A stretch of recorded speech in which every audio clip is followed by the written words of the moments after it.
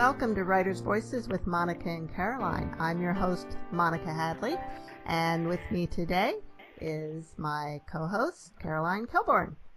And hello, everyone. Well, we're still fighting the rain here, but one of these days it's going to clear off.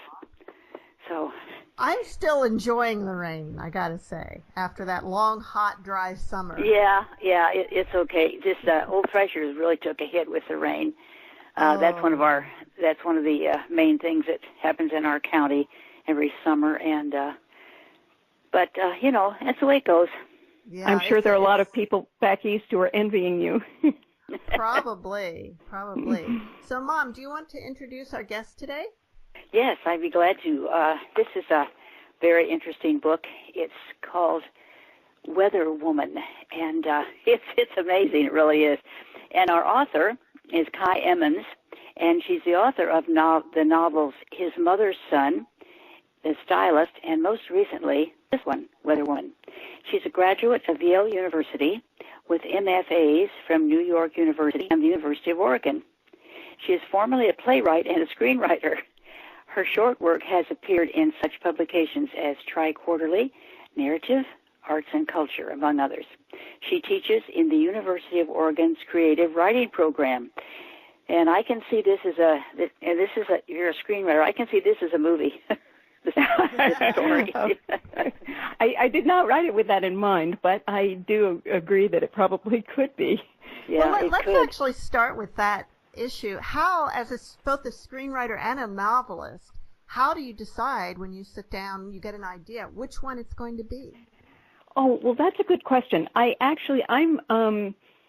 came through up to novel writing from dramatic writing, but I don't actually write plays or screenplays anymore because I kind of feel like I'm at heart and have always been a novelist. It sort of feels like the medium, the genre that just suits me most. And that is because, you know, it allows the kind of introspection, that is not really possible in dramatic. Do you think it's common for screenwriters or playwrights to convert to be novelists? That's a really good question. Probably not so much. Yeah, I mean, I think in fact, tends to go the other way more. Yes, I think that's true. Partly people go the other way because they're looking to make money, and of course they don't. I mean, they go to screenwriting primarily for that, but not playwriting. But you know, when I was writing, I mean, I enjoyed writing plays and I enjoyed writing screenplays, but I really miss the interiority aspect of those medium because. You know, when you're on, I mean, all you have on stage really is the soliloquy and you have the close-up in film, but you don't have anything like real access to people's more articulated thoughts. Mm-hmm. That's a good point. The other advantage of novel writing that I see as a writer is that if you write a screenplay or you write a play for the stage, in order to actually have that shared with the world, it requires a whole lot of other people. Oh, absolutely. And absolutely. It can be extremely frustrating to try to get productions done, whereas when you write a novel, and also a script for either a play or a film is not really fully realized until it's produced, right? Right. Whereas a novel, even if you don't have a wide readership, it's done, it's there, it's a coherent whole, even without other people. Yeah. Exactly. And it's really only up to you. Exactly. Yeah. Because nobody's going to change it. Nobody's going to change That's right. I mean, there are, of course, minor things that happen along the way, and when you have a good editor, there's nothing better. But, sure. Oh, yeah, I know. Yeah. Right. But in terms of getting it completed, getting it done, and out into the world, of course, you know, you have to find a publisher to get real widespread publication, but to share it as a completed work, like you said, it's really just you. Yes, and exactly. You can make it happen. That's right, which I love. And it doesn't take a lot of money. That's right. Which certainly a movie, even the simplest movie, takes a certain amount of money. Right. I will send you, when we're finished with this conversation, the little trailer that I made for this book, which I did with a former student at the University of Oregon Cinema Studies program where I used to teach, and he made this wonderful little book trailer that looks like it's a trailer for a movie. It's quite delightful. Oh, book trailers are a thing now, aren't they? Well, a little bit. Another author, or a couple of other authors told me they'd found them really useful for beginning a reading. So, showing your book trailer, and then suddenly it kind of positions the book, and people know where you're beginning or where you're moving from. And so I kind of thought, I could do this pretty cheaply. I might as well go ahead and do it. Absolutely, and I think they're used for marketing purposes too. Yeah, exactly. Now with YouTube and everything, they're so accessible now. Right. Yeah. Facebook, I've seen them posted on Facebook or Twitter. Yeah. And it's really kind of cool. I know. We had a lot of fun with it, and I found the guy that who directed it.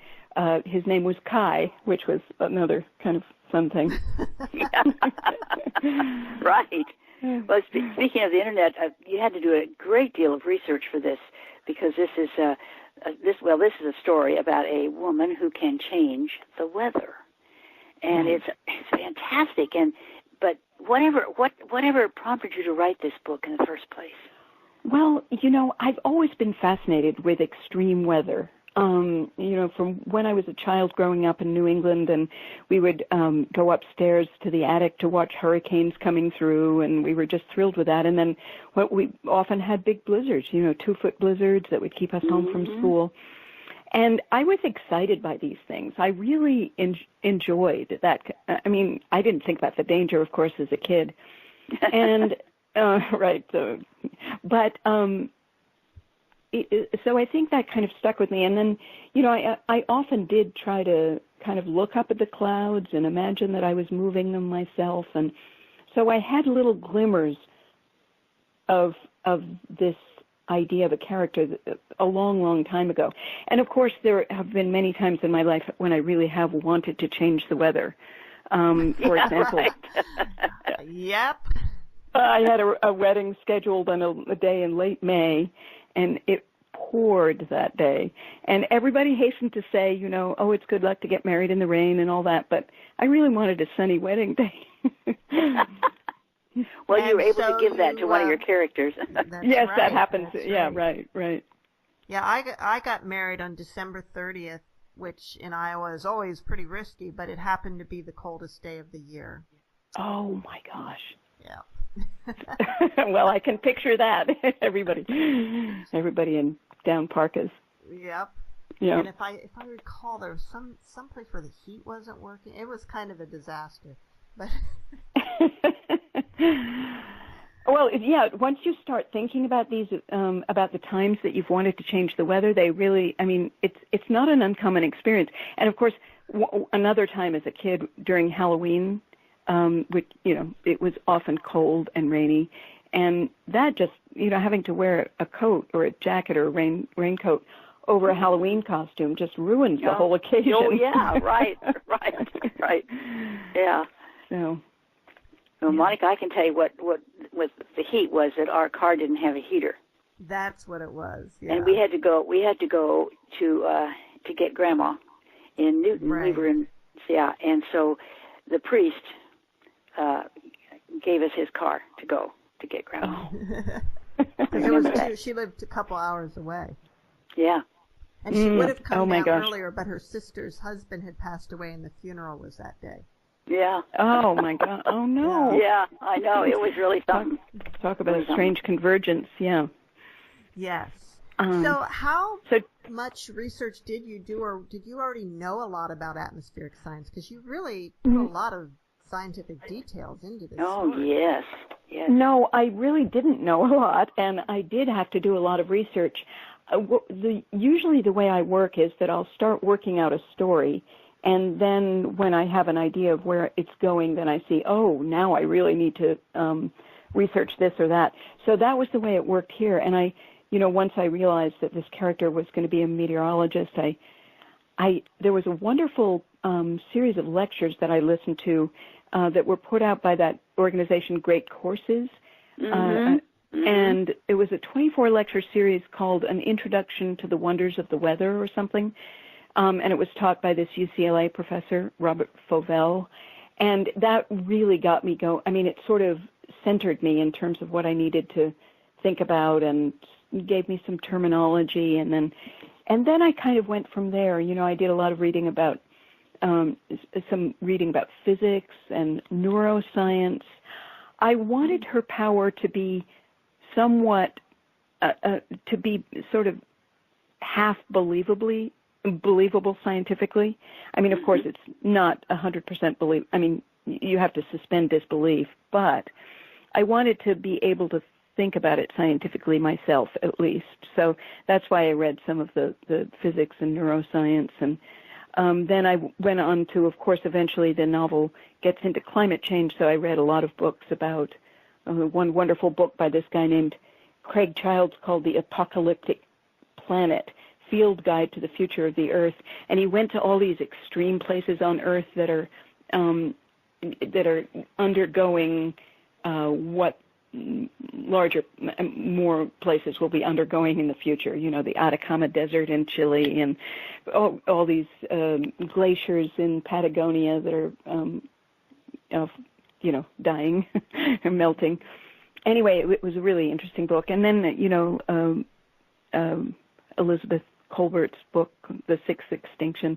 Oh, there was just, I really got to the point where I loved doing the research. I mean, I really enjoyed it. I wished I'd had more of a scientific background to retain it all. But anyway, it was very gratifying. Oh, and then reading about clouds. There was a wonderful book called The Cloud Atlas by this guy named, I can't remember his name, Gavin somebody. And I refer to that. Gavin Pretor-Penny. Pretor, yeah. Yes, you know the book. Well, no, you haven't mentioned here the Cloud Collector's Handbook, and that must be that. You said you really learned a lot from that, and so I really love it. It has pictures of various kinds of clouds, and so you can clouds. Sort of use it to refer to clouds that you see, which is a lot of fun. I wonder how many people are so involved in looking at the little glass screen that they hold in their hand that they miss the clouds, because the clouds are so fascinating. Oh, if you are fascinated with clouds, there's another book called A Sideways Look at Clouds by a woman named Maria Mudd Ruth. And she's in Olympia, Washington. When she moved there, Olympia is pretty cloudy, and she became fascinated with clouds and decided to learn about them. And it's a nonfiction book that is so informative and wonderful and quirky. And at one point, she and I are going to do a little reading together and interview each other about our books, because there's so much overlap. Oh, wonderful. Yeah. And did you talk to weather, like meteorologists, TV? What I mean, I guess weather women or weather men on TV aren't necessarily meteorologists. But that's true. Yeah, but I did. In fact, that was one of my first points of departure as well. I went to our local TV station and spoke to the meteorologist there, who was just so forthcoming. She had grown up in Florida, and she'd decided to become a meteorologist when she went through Hurricane Andrew, which was, do you remember that hurricane? It was maybe back in the 80s, but it was really devastating. And I mean, everybody looked to this one meteorologist who was just sort of on top of things, and she decided that he was such a hero that she would become a meteorologist too. And I think she's now back in Florida, but she was here in Oregon for a while, and she was just great. I mean, she invited me onto the set and showed me around, and how she gathers her information and delivers Did her story inspire Bronwyn's admiration of that one weather guy? Yes, very much so. I mean, her admiration for that guy was definitely the source of that thread, along with an article I read about this guy in Tornado Alley, who was sort of revered by I read it. It was a profile in the New York Times and the New York Times Magazine, I think. And this guy, whose name I'm blocking on now because I renamed him in my novel. Sure. Anyway, he was also really widely admired around Tornado Alley for being so knowledgeable about the behavior of tornadoes. So that was a combination of stealing from my life or other people's lives. Now, I understand that you also actually traveled with a climate scientist. Yes. The first time I've ever actually met somebody through Twitter, I mean, really met them, gotten to know them, I started communicating with this guy, Jason Box, who was doing research in Greenland on dark snow, which is, snow that has fire soot has traveled, on the winds over to Greenland and landed on the snow and darkened it in such a way that it absorbs heat rather than reflecting it. So he was studying this, and we ended up going back and forth on Twitter a bit, and I told him what I was doing with the book, and he said, well, you should come on this trip to Greenland, where I'm going to be the resident scientist. So I decided, well, how often does one get invited to Greenland? So I went, and I'm so happy I did. I mean, it was really inspiring. We were there in late June when it was light 24/7, and the light was kind of had this ethereal blue quality. It was phenomenal. And Jason would, gave lectures and then just chatted with us and told us what was going on. We went kayaking. We were above the Arctic Circle for a certain amount of time, and we went kayaking among the icebergs, and it was beautiful. And I'm just so happy that I got there before all the ice is melted. Now, I think in the book that's about the dark snow, it says that there's algae that maybe grows then? Yes, also algae is a contributor to that. And all of that hastens the melting as well. So, yeah. That's fascinating, really, when you think about it, isn't it? It really is. I mean, it can happen. Well, there's a lot of fascinating things in this book. I mean, you just can't, this person's ability to change the weather situation and what happens to her when she does that because she can feel the rumblings of the earth in her in her being, and that's amazing. And you suppose there are people like that, really? Well, I do think that there are, and I think probably people of in earlier centuries, many of them, and certainly people like Native Americans who lived by the who for whom it was necessary to understand how the earth was working. I'm sure there were many people. There were many people with a similar kind of sensibility.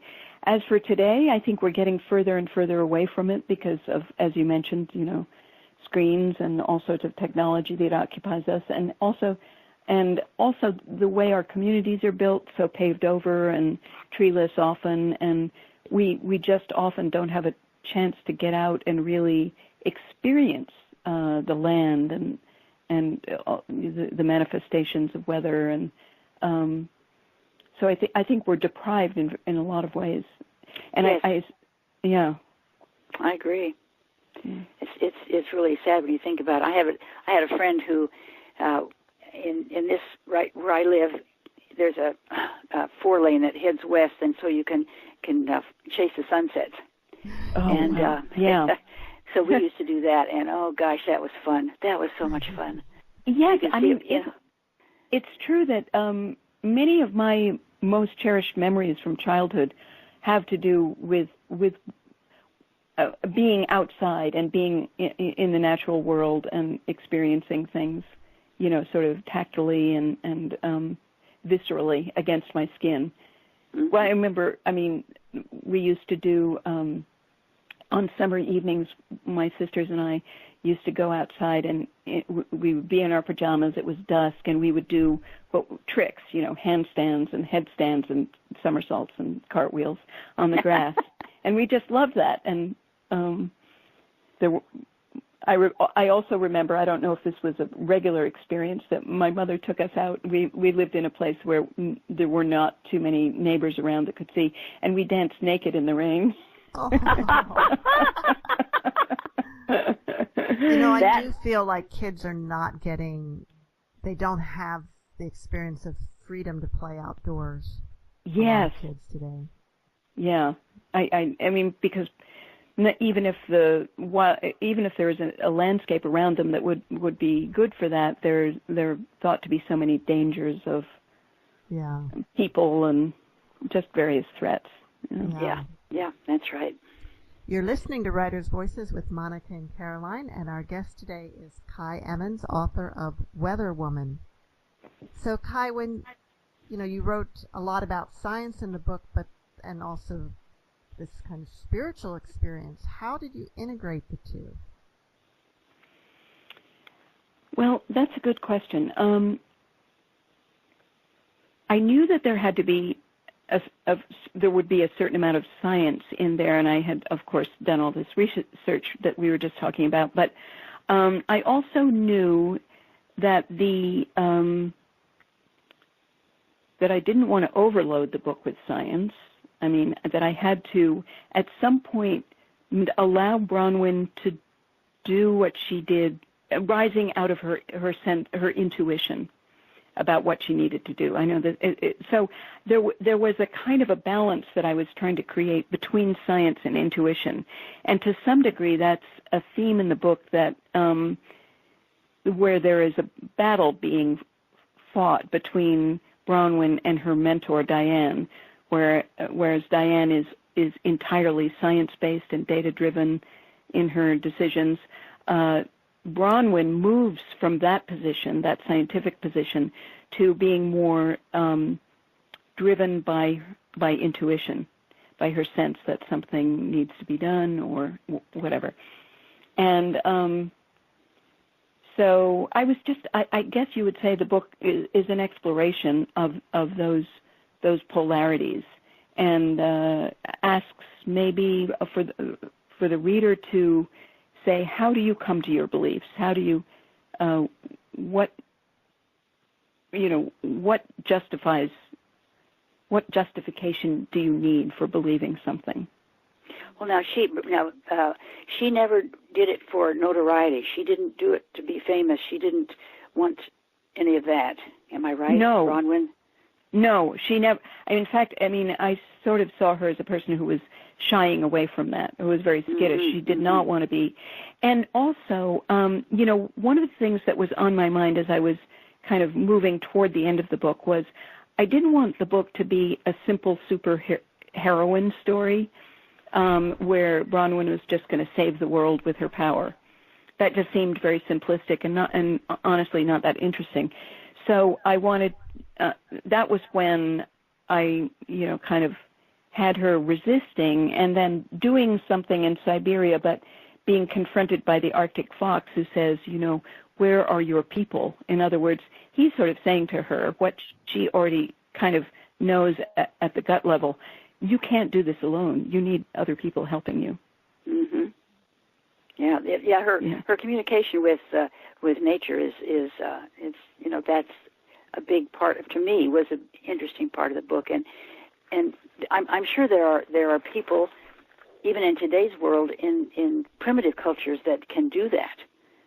Well, I'm going to tell you a story, an experience I had recently. I was at a wedding, and I got into a conversation with a woman who was asking me about the book, and I told her about it. And she said she had been present where with a Native American woman who was trying to conduct a ceremony, but it was raining.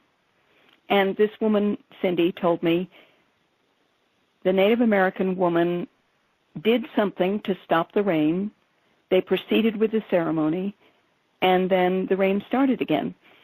So as she was, I know, I mean, I was listening to this, and clearly Cindy really, kind of bought what she'd witnessed. She really felt that this Native American woman had stopped the rain.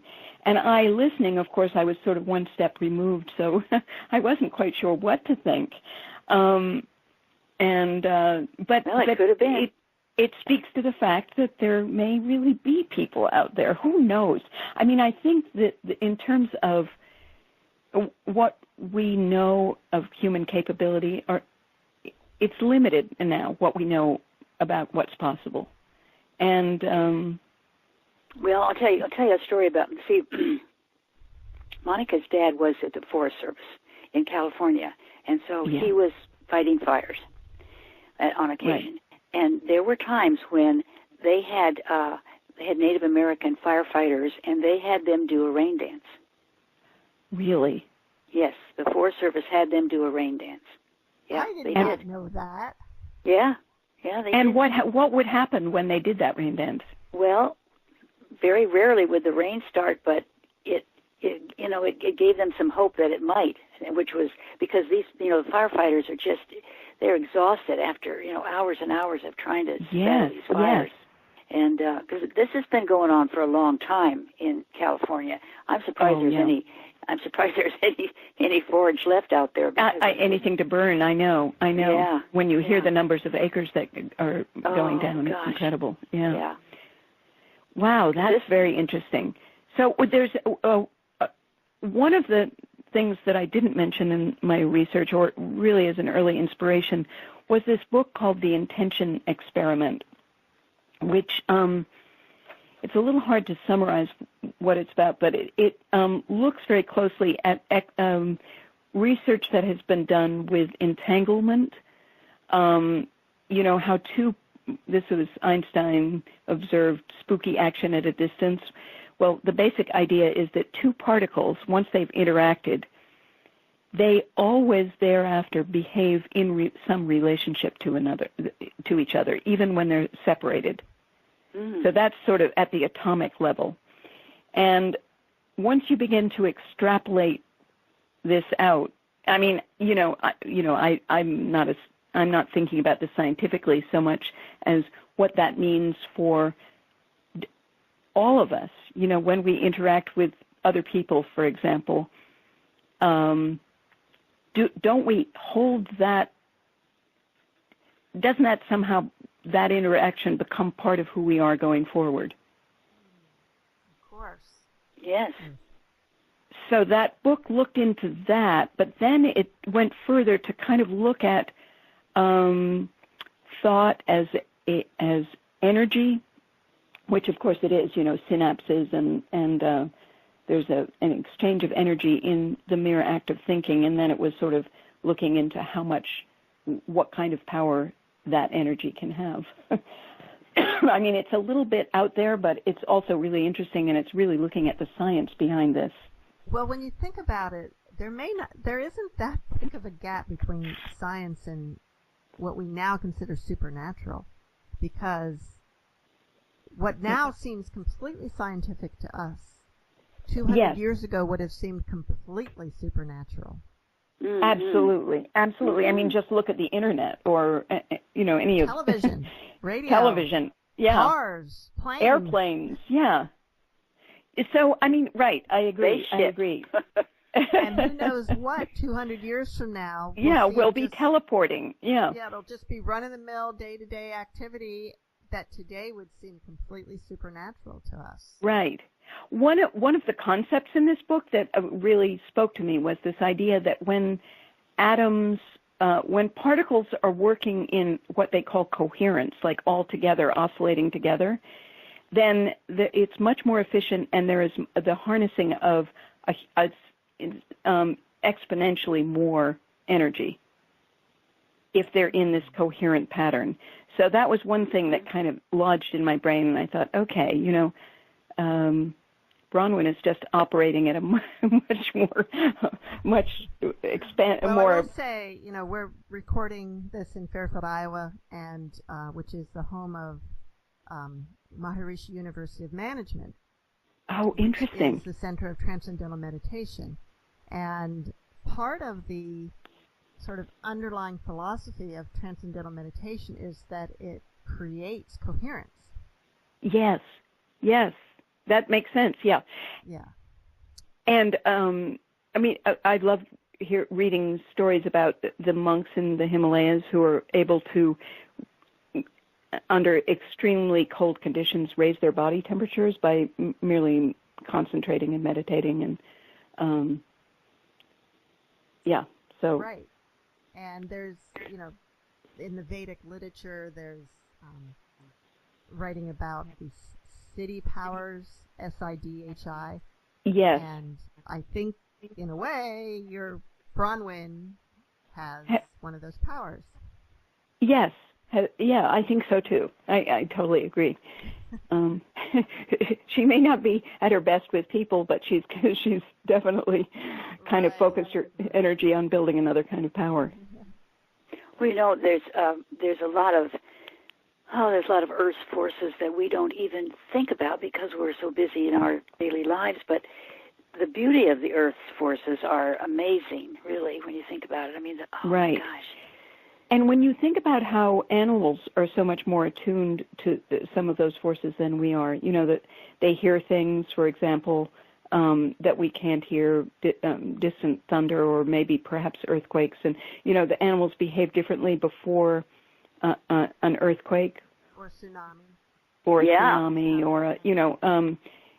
and, I remember during hurricanes, our dog would go crazy, because of, and I always felt that, or at least I think now that was because of being so attuned to what was going on with the natural forces, mm-hmm. and also hearing things. And aren't there dogs that are trained to alert an owner when they're about to have, like, an epileptic who is going to have an episode? Yes, there are. Yes, that's that true. They know? How do they know? Yeah, I'm sure it might be a combination of scent and it was probably scent, I would imagine. Mm. Yeah. Oh, yeah. Maybe so. Some sort of chemical that is released, and it's like when a diabetic is their blood sugar is very low. Sometimes cats are trained to do this, that they can alert them that they need to do something, and that has to be from their breath. Yes, I would think. Right. Yeah. You're listening to Writers' Voices with Monica and Caroline, and our guest today is Cai Emmons, author of Weather Woman. Cai, would you like to read a little bit from the book today? Sure. I selected a passage that is actually one of the moments where, really the first moment where Bronwyn does something that is not quite fully conscious, but on the way to becoming fully conscious in terms of changing the weather. So I thought that would be, it's the moment on Mount Washington. Mm-hmm. All right, so just a little background here. Bronwyn has been dumped by her boyfriend, and she's it's taken her by surprise, and she has taken a couple of days off from work to go camping with her best friend who she lives in another place, but who she grew up with in New Jersey. And they have decided to climb Mount Washington kind of spontaneously. And this is the story. And Mount Washington is famous for having very, very changeable weather and very, very extreme weather, high winds and lots of storms. Okay. Because Bronwyn is who she is, because her body is Earth's sentient, and she has spent her life thinking about weather, she feels the updraft before it manifests, warm air rising, smashing into the cooler air above.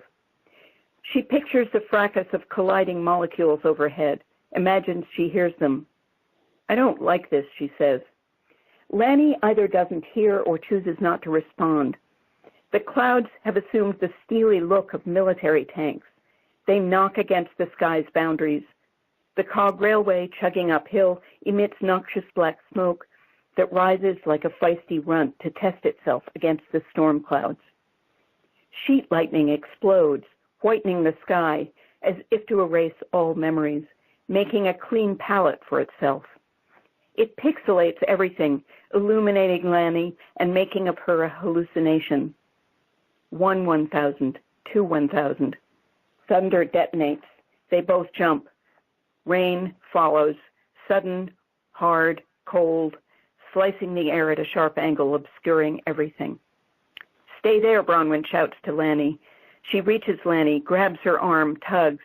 Lanny, taller than Bronwyn and much heavier, resists. Then, without warning, she yields, allowing herself to be guided to the nearest boulder, where they both crouch under a ledge. Lanny says something made unintelligible by the tumult. She leans closer. "We're going to die," she says, directly into Bronwyn's ear. Bronwyn shakes her head, an emphatic no. They aren't safe here, but it's better than venturing into the open in such low visibility to make grounding rods of themselves. Rain is everywhere, petulant, soaking her waterproof jacket, running in full-blown rivers down her torso. Lanny, famously always warm Lanny, shivers. Bronwyn pulls her close to help them both preserve heat. What fools they are. Bronwyn should have steered them away from this mountain, whose weather lore she knows so well. An aura surrounds them, cool and merciless, the beckoning arm of death. It is so senseless to die this way, accidentally, beneath nature's fist. She's overcome with fury, with a wish for things to be different than they are, furious for all the things she cannot change, beginning with this moment and bleeding back into everything else. Reed's disinterest, Stuart's stupidity, her mother's negativity. Another flash blanches the sky, stealing all dimensions but two. Scarcely a second passes before thunder cracks. Rain turns to hail, vitriolic and personal, each pellet hard as a falling Barbie head. Her rage spikes, her brain seems to pucker and roll inside her skull. She sloughs her backpack and pushes herself to standing. "What are you doing?" Lanny shouts. Entangled in something, Bronwyn can hardly speak. "Stay there," she croaks. Gripped by the storm, enshrined in its clamor, she turns west to its source and folds herself into the symphonic chaos. Her chest throbs. She strains to keep her eyelids apart. Hail batters her cheeks. Red fills her vision. Clouds swirl around her, malevolent, evaporating tongues. She summons all her will, heaving with the effort, with rage and need. She hurls forth the volcanic heat in her brain, her eyes like rapiers jousting with the crazed molecules. She slides through a portal and is sundered from any sense of self she has known, wholly devoted to some other entity, hearing only her own strained breath, life at its limit. And that was Cai Emmons reading from Weather Woman. I just love the way you use language to, the descriptive similes and metaphors and just Thank a you. different way of showing things. Well, go ahead. One of the challenging things about writing those episodes where she actually changes the weather was to indicate that she was doing fundamentally the same thing, harnessing this energy and hurling it out, but to find fresh language each time so that they weren't repetitive. That was a big challenge of the book. Right. Well, part of it, I think, is that she was dealing with different types of weather. Once was a storm, and once is a fire, and once is tornadoes, and then freezing and snow, and so they're all. Yeah. We have a lot of different kinds of weather on this planet. It's amazing, isn't it? We do. Yeah. She handles them all. Kind of another important theme of the book, as I see it, is the issue of unintended consequences. Oh, yes, absolutely. Would you like me to speak about that? Sure. Was that intentional? Were you trying to do that? Yes, I wanted, she has this power, but it's not an absolute power. In the sense that she can do a very specific thing. But I think I wanted the time that I'm thinking about the time that bothers her, ends up bothering her the most, is when she brings on rain after stopping the fire, and that woman is killed in the the rain comes on too heavily, and then is killed in the in a storm drain. I think she drowns in a storm drain, and I think I wanted to show that was showing the limits of Bronwyn's power, but it was also kind of an exploration into the fact that everything we do has consequences, and when we start meddling in a big way, as she is, the consequences can't always be foreseen in advance. And I just wanted to kind of, I mean, if you look at on a global scale at doing something like this, but any kind of action one takes on a large scale. I mean, you could talk about, negotiating between and among countries and the implications of that and the consequences of that. There are always unforeseen consequences, I think, and I do think that had to be considered in what she was doing. But it almost made her not want to do anything at all because she could not foresee the consequences. Exactly. It did make her feel that way, and she needed, that was where Matt was really useful in saying to her, well, yes, you perhaps, this woman did die, but think of all the other people who might have died if you hadn't stopped those fires. So, I think it's always a balance. It's always balance. And it did make her, I think she maybe overreacted to those things. I agree. But it's interesting because I've written a sequel to this book. It's called Sinking Islands. And in that sequel, the sequel begins when she is kind of in hiding because of this feeling of I can't do anything because there are always unforeseen consequences. And so the beginning of the book is her realizing, is creating a situation where she has to get over that feeling and begin to act again. I wondered if there was going to be a sequel because it did sort of end in a way that it felt like there could be. Yes, and I didn't write it with that in mind. I've never written a sequel, but one person in particular kept saying, you have to write a sequel. I felt it was not, everything was not resolved. You have to write a sequel. You have to write a sequel. And I kept telling this woman, oh, no, I'm not doing that. I would never do that. And then suddenly, it went very quickly. It just suddenly came to me that there was a sequel there. and some of the sequel focuses on her mentor, because things are not, they're kind of resolved between them, but they're not fully resolved between them in the end. Yes, right. Yeah, well, Diane has her own agenda, of course. Yes.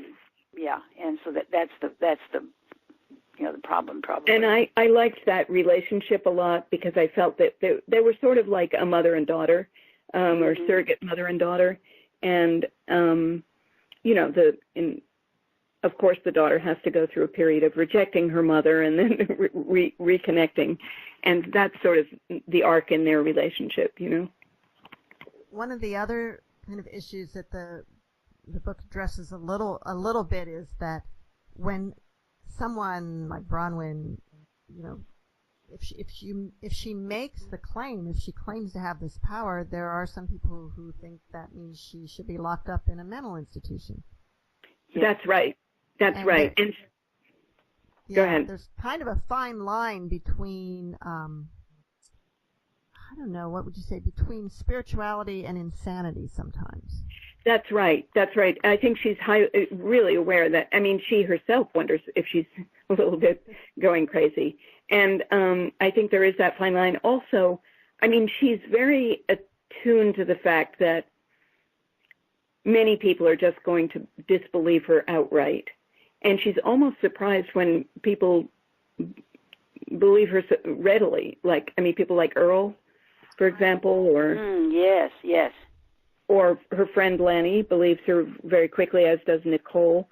I mean, there are several people who are almost frighteningly willing to accept what she can do, and then other people who are so dead set against it, they're never going to change their minds, even if they witness her changing the weather with their own eyes. And then there are the people in the middle who kind of come around when they see what she can do, like Matt, for example. Right. Well, the man who was a very famous weather person, was it Vince? Was that his name? Oh, Vince Carmichael. Yes. Yeah. She was just devastated when he blew her off. I mean, she really thought he would believe her, and that was the one thing I'm not quite sure why she thought that she could tell him this and he would believe it. I think she felt that way because she felt so identified with him. And because she had always identified with him, she thought, of course, he's my people, so to speak, and he will get it. And then, of course, it was kind of a double whammy when he didn't, because she had to then realize, oh, we aren't alike after all. No, we're totally different. Right. And he was so mean to her, so humiliating. That was horrible. Yeah. Yes, Earl. Now Earl was a cohort of his, wasn't he? Well, they had been to high school together, and Earl, Vince liked to have Earl bless him during tornado season. Oh, that's right, because Earl was he was a minister of some kind, and Earl is another character that I'm quite fond of. Yes, he was a very gentle man, and and just sweet to her, and sweet to Bronwyn, and and everybody. I mean, everybody felt. And everybody. Yeah, you could feel that by the way people reacted to him. That he exactly. Was just, one of those people. So, Cai, before we run out of time, could we talk a little bit about your writing process, which is maybe a little different than most writers today?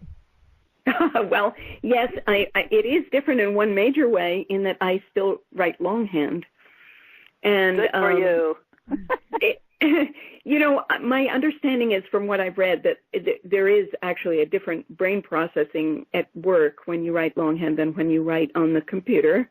And I would believe that. And there have been times that I've tried to convert to writing on the computer because, it might be more efficient. Eventually it has to go into the computer.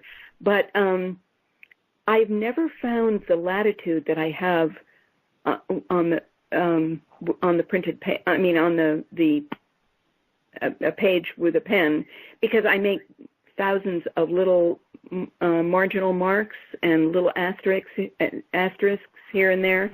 I do things on the page that I couldn't possibly do in the computer, so it really wouldn't be that useful to me in the long run. Do you do the where you have the lines inserting the arrow, and the arrow insert this part here and move this part down here, and exactly. Yeah. And sometimes I'll have an idea for something upcoming, and I'll just jot it down in the margins, and it would just be much more cumbersome on a computer. The other thing that is probably a little unusual, and I hesitate to say this, but I will, is that we have a coffee maker in our bedroom, so we set it up at night and then set it going off in the morning, and my husband brings me a cup of coffee, and then I write. I prop myself up and I write in bed. I think that's very nice. Well, it's a place where no one is going to interrupt me, which is the real reason. It just is a sort of a sanctified place, and nobody, if somebody's knocking at the door, I ignore them, and I don't answer the phone. Well, how long do you stay there? Well, as long as I can, or two things. If I'm not teaching, or if I don't have my mornings are definitely writing. I'm writing. And I'll stay longer if I don't have something to do. But of course, I need to get up and move around, or otherwise, I get stiff, and they tell us we're supposed to move every hour or whatever. So I try to do that, but I do that mostly in the bedroom. Actually, I do a little yoga in the bedroom, and then I go back to work. How much of the story do you have worked out before you actually start writing? Well, that's a good question. I try to have a sense of the arc of the story. Like, okay, so this is going to be about a woman who's becoming empowered in this way, and then, ideally I'll have some sense of where the major conflict is, or the climax or something. But I'm not an outliner at all. I need to, start writing and getting to know those characters. And recently I've sort of made my process a little bit more efficient by taking massive notes in advance. So I have a blank book in which I just sort of ask myself questions. It's like that, what if this, what if that, and then some of those things I'll use and some I won't. But that really helps eliminate a lot of hundreds of pages of writing that might take me in the wrong direction. So that's been useful. But still, I don't outline in any conventional sense. I wanted to bring out that people who work with wood and create things find an energy in the wood. And I think people who write on a pencil and paper find an energy in the paper and the pencil. Oh, there's no question about that. I mean, one works out these techniques, and I'm very devoted to having this particular kind of pad. It's a lined white pad, and 8 by 10 or 8 by 11, yeah. And also a certain kind of pen, which is a micro. What is it? A Uniball micro, and I'll work in either blue or black. But I really won't write with any other. I don't write with other pens. Oh, it would drive me crazy to write with a ballpoint, for example. I know that's very, but you know how you get a system, and if it works, you stick with it. If it works, hey, if it works, do it. Stick with it. Yeah. You betcha. Yeah. You bet. Absolutely. Now, what about the editing? Do you wait and do that on the computer? Well, I try to, before I amass too many pages of handwritten material, I try to type it into the computer, and then I'll print it out. And there's a little bit of editing when you type it in, just a very small amount of editing there. And then I print it out, and then I'll edit again in a hard copy. And then type those changes in. So it's kind of laborious, but I think there's a lot of glib writing that can go on when you hop onto the computer. Do you use those same blue or black pens to edit for the printout, or do you switch to red? Yes. No, I also use the blue and black, and then, of course, I'm writing new things in the margins there, and so, yeah.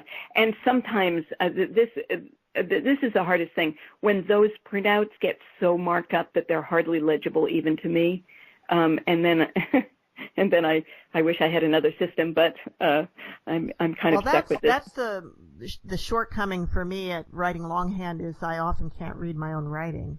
And that does occasionally happen to me, especially that happens to me. if I'm on a roll and I'm writing really quickly and illegibly. Yeah. Right. Yeah. So, how many iterations then do you go through? Like, will you print it out, the hard copy again, and then make more edits, and then print it out again? Let's put it this way. In my computer right now, we are up to Weather Woman 8.1, I think. And so that means in terms of entirely big overhauls and rewrites, I've done that 8 times. But within that, there's been like 5.1, 5.2, or 6.3, you know what I mean? Right. So, and then that does not include the drafts before, and I haven't mentioned this, the drafts I was writing before Bronwyn when Bronwyn was a man, when it was Weather Man. And how far did you get with that? I mean, I had not very far, but I might have written 100 pages, maybe. Wow. And 200. What convinced you that you had to change?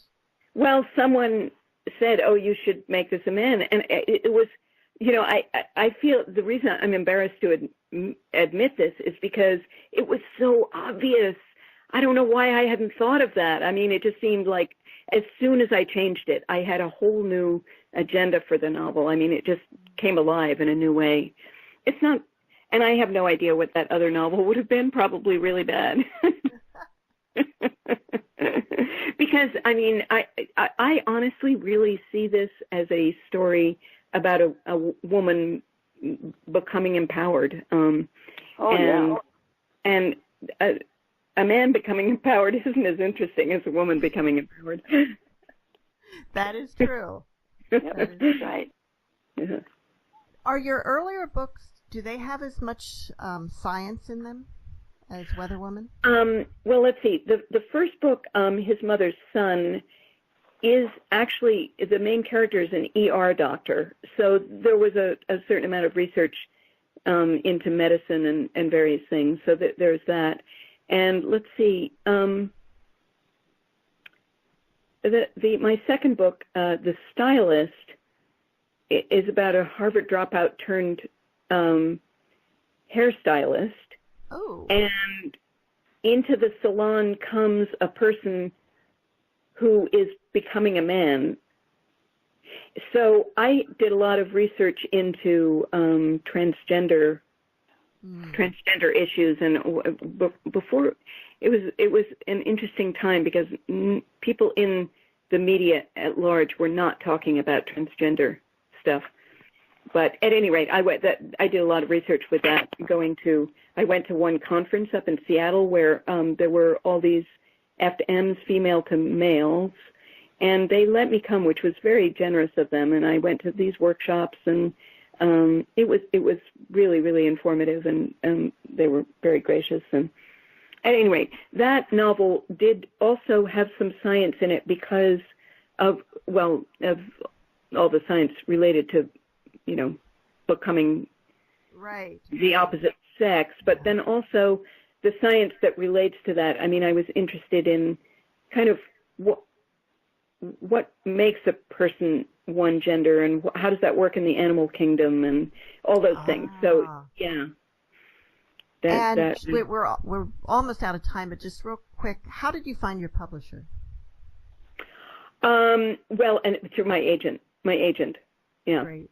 And how did you find your agent?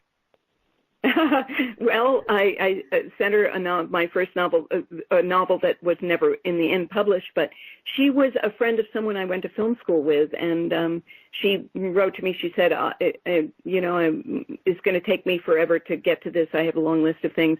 And then the following week, she got in touch and said, I'd love to represent you. So that was very... And was she the first one that you had approached, the first agent? Yes, with that book, yes. Wow, that's amazing. Yeah. Well, I can understand why, because your writing is intriguing. Oh, thank you. Yes, it is. And I just learned not that long ago that I have a story collection coming out next year. It won a fiction contest. It's a very small publisher, but it's good because I'm not primarily a short story writer, but I had these stories lying around, and I threw them together into a collection, and it won this contest. And so that's just great because I wanted. Well, congratulations! Thank you. And we're out of time, but thank you so much for being with us today. Oh, it was a pleasure. And Mom, do you have some final words for us? I do. If what you believe works, work it. Wonderful wisdom. And see you all next week on Writer's Voices. Bye.